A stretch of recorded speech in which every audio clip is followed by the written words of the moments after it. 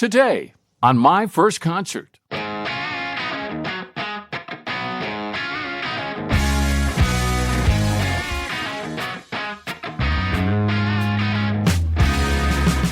Brought to you from the Aquarius Home Services Studio. This is My First Concert with Dave Lee.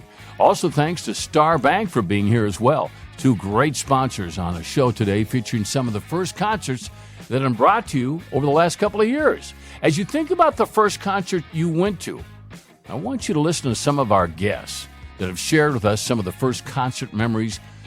For example, my friend Remy Maxwell and Weasel, two talented radio hosts currently heard on Jack FM. And there is no bigger Kiss fan than Remy, and he tells you why. This is a loaded question because my first if you notice my shirt, it's all about Gene Simmons. Kiss was my first concert, but about 4 or 5 years earlier, the one that I barely recollect was Edgar Winter and White Trash. Oh, my. With Rick Derringer. This is at Blackham Coliseum in my hometown of Louisiana, outside of my hometown, Lafayette, Louisiana. And I was wrapped around my dad's leg. He recounts this story. He used to recount it. As soon as the spaceship and the lights just hovered down from the ceiling, and I just freaked out. And then I watched the show from his shoulders for most of it. I don't recollect a lot of it, but my first show that I went to, I grew up on Kiss. It was August 18, 1979, Baton Rouge Centroplex. It was a month to the day before I turned 9 years old, and Kiss was, from the floor to the ceiling, my bedroom wall was plastered with Kiss, right? So to this day, I'm still a huge fan, even though they've gotten kind of hokey over the years, and it's just Gene and Paul left. But that was it, man. That changed my life. And on the way to the show, we lived about an hour and a half outside of Baton Rouge, and on the way to the gig, we went to the Cartana Mall. This is still ingrained in my brain like it's yesterday. And we're walking around. We went to the record store, and there is a huge Kiss lookalike contest going on. And I'm thinking, and all these people are, they're older than me. I'm thinking people older than me like this, cartoon band. But they were like superheroes to me. Yep.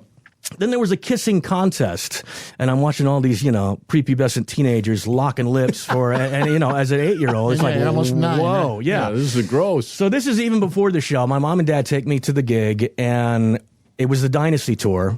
So this was, I got to see Peter Criss right before he left the band, and it was still the original lineup of Gene, Paul, Ace, and Peter, and wow, just floored, because I had never seen, I think I had seen a bit of Paul Lynn's Halloween special in 1976 when I was like 6 years old, and that was the first time I saw them actually moving instead of in my magazines where they're just standing there, and I'm thinking, okay, these guys are real. But then we go to the show, and it's just sensory overload, and I got a Kiss poster to your left right there still, and I know this is a podcast, but, I like to bring visual aids since it's radio and everything. This is the original program. Oh, come on. From that show. Wow. Are you kidding me? I am not. It looks new. Look, it's kind of worn on the edges, but yes, I've had this for that many years. For Weasel, he had to think about it, but he remembers his first concert. My memory, number one, is terrible, and everything I recall to you, I'm going to tell you, I cheated and had to look up. I know that my first concert,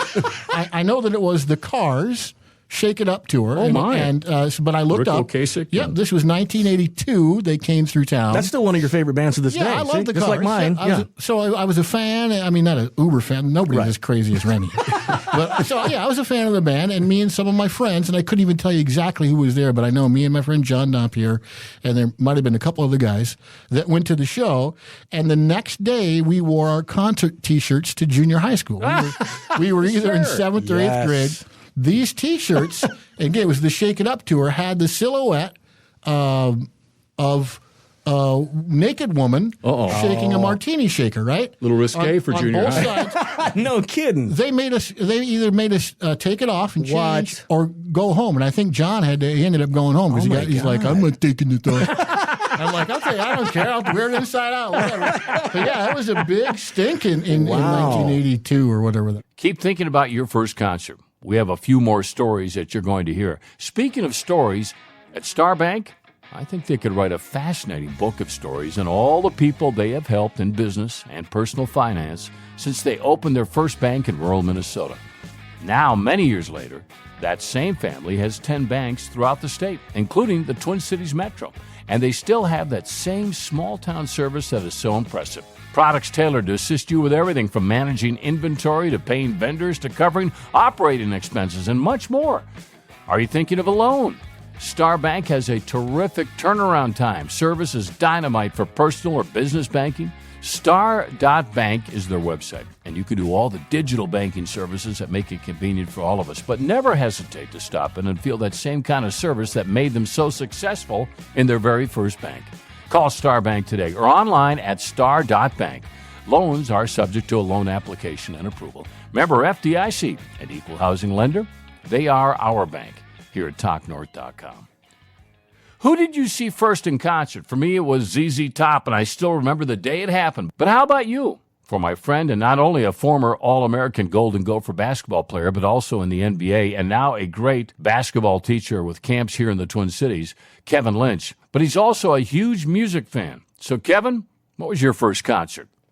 95% sure it was October of 1986, so my senior year in high school. I went to see Journey at the Met Center. Oh, my, with Steve Perry. Yeah. And so, I was thinking about that night because we had pretty good seats. I went with my high school buddy who was my basketball teammate, and I grew up with Mike Shear, and Mike's a great guy. And so he got tickets to the Journey concert. And do you remember, Dave, Glass Tiger? Oh, yes, I sure do. They had they had like a one-hit wonder type of, like, don't forget me when I'm gone, my heart would break. So that song was really hot back in those days. And so we went, and they opened up for Journey at Met Center, and Tiger. Glass Tiger. Good deep track. Yeah, so and every time I hear that song, I've always liked that song because it reminds me of high school or senior year, that concert to see Journey. And so when they finished their show, Steve Perry came out, and when I was a kid, it was like Don't Stop Believin' and Open Arms and all these ballads by Journey. Journey was hot back in like early 80s. Oh, Sherry. Into the mid 80s. And I don't think it was long after that, Dave, that they kind of split up. Maybe 87, 88, something like that. But Steve Perry was the man. And so, yeah, and I got a girl's phone number leaving that concert, a White Bear Lake girl who was in high school. And so my friend and I, do you want to hear this? Yes. So Rand, you want to hear this, don't you? As a White Bear Lake girl, let's hear That's it. right. This is better than the concert It's like right now. a Beach Boys song. So my friend Mike and I are leaving the Met Center. The concert was great. Everybody's, if it's a good concert, you leave the building. Like the times I've seen Bruce Springsteen, you leave the building and everybody is just jacked and hyped, buzzing. Yeah, absolutely. So this is like my first concert. I'm 17. I'm walking out with my friend Mike, and we're in the parking lot at Met Center in Bloomington, and we start talking to these three cute girls from White Bear Lake, and we end up talking, and there was a connection because my sophomore year in high school, we played White Bear Lake in the state tournament, and they had dominant teams back when I was a ninth grader and sophomore. And we lost to them. My only loss in the state tournament was to White Bear Lake. Anyway, so we were talking to these White Bear Lake girls, and I'm bringing up basketball names, these guys that played at White Bear Lake, and I got this girl's number, and I never called her. So there you go. Mary Tan was an award-winning TV reporter and now an outstanding public relations mastermind. She told us about her first concert, which was pretty monumental. Her first concert, do you remember it? Yeah, absolutely. It was actually Madonna. Oh, my. At Madison Square Garden. At Madison Square Garden? Yes. So I was... First concert, Madonna at Madison Square Garden. Yes, I led a very sheltered childhood. Grew up in Ashland, Wisconsin. And had very traditional Asian immigrant parents. So I didn't really go to any concerts or anything until I moved to New York City right after I graduated from the University of Minnesota, and got this opportunity to live and work in New York City at New York One, which at the time was owned by Time Warner Cable, the first 24-hour local news channel in the nation. It was also the first television cable network where the reporters were multimedia journalists, meaning that they had to shoot their own stuff. Wow. So now it's standard, right? In all TV stations because it's cheaper And also, the cameras now are so small you can do that. So New York One piloted that. I got an opportunity to go there through the Radio Television News Directors Foundation. And they sponsored my way out there, and they put me at New York One. And I think I was 2 weeks living in New York City, didn't know anyone. I stayed at this really cool hotel called the Webster Apartments. It's based after, that show, Bosom Buddies. Yeah. Tom Hanks, right? Yes. So that show is based on this hotel, which was only for women. Wow. Between 18 and 22 who were single, moved to New York City for an internship or a very low-paying job. So I think I paid like $250 a week to live there. That was very affordable, included all meals.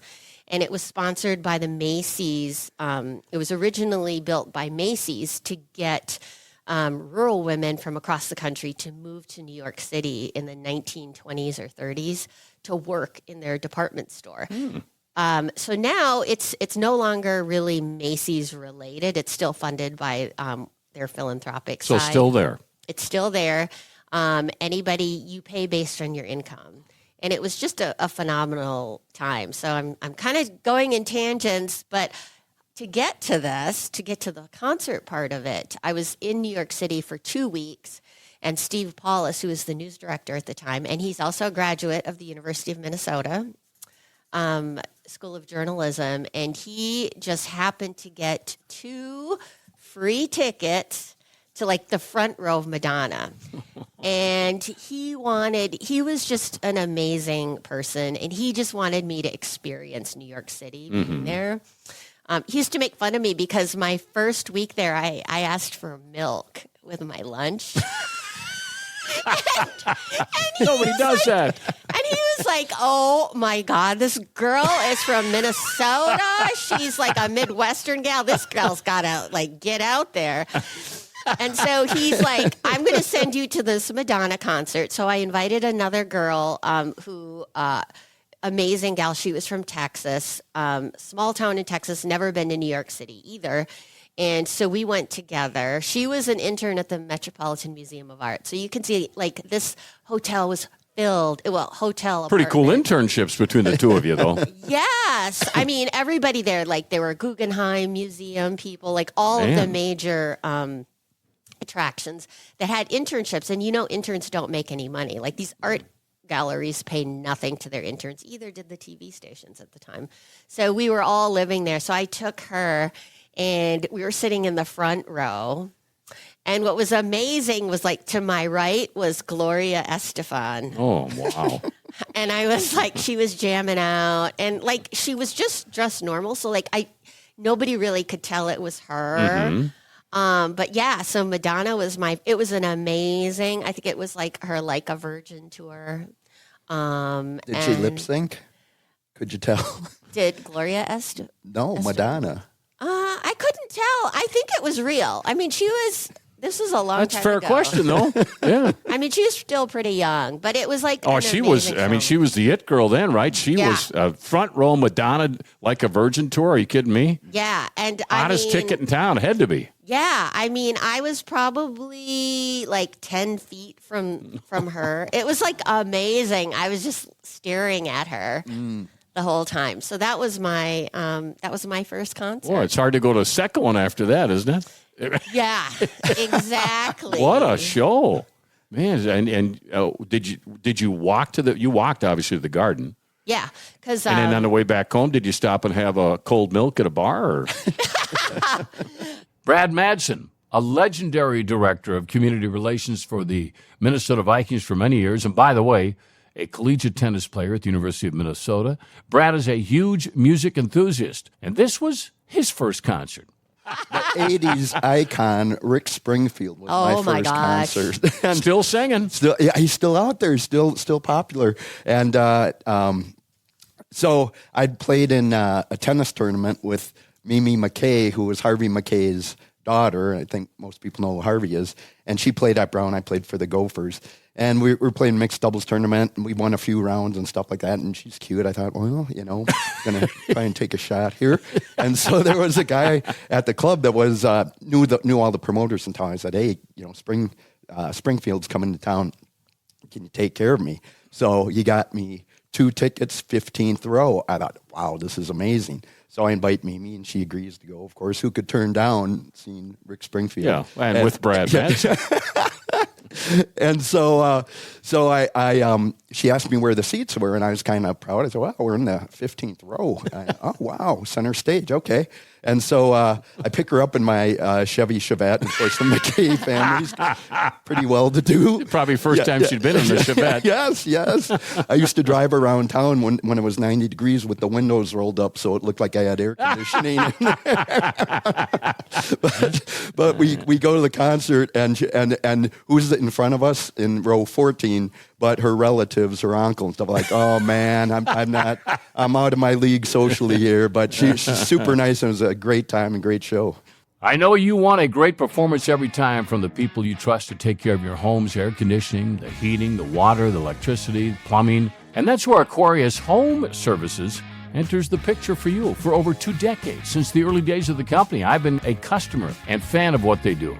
Now, recently, they were over tuning up my air conditioner for the year, which helps extend the life of that, by the way, so it's a good move to do every year, and your furnace. But now, during the summer storm season, you should find the top-notch generator installation they can do at your home. You don't need that sump pump to stop working or that fridge and everything else that can go out during a summer storm. I've used them, still do, for our water needs with a fantastic Connecticut drinking water system and the soft water which requires minimal salt usage. Pristine laundry, dishes, showers, it's the best. And plumbing repairs, too, they do. Best thing to do, I would say, is look at their website, which is AquariusHomeservices.com. I really like them. And I'm not alone. You can see that on their website. They are popular for a reason, because they're great. Strongly suggest you reach out today because they are that good. AquariusHomeservices.com. Aquarius believes in earning the right to be recommended.